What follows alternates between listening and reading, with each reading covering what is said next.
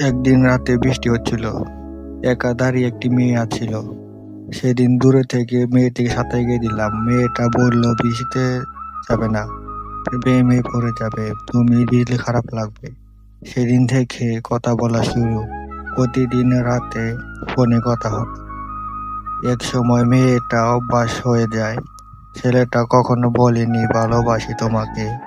আর মেয়েটার পরিবার ছিল অনেক ধনী।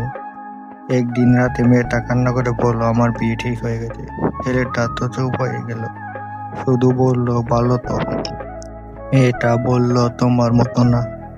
বিয়ের রাতে সেইবারের মতো ফোন দিলাম। এক সময় বলল, তুমি ভালো থেকো। ছেলেটা অনেক কান্না করলো।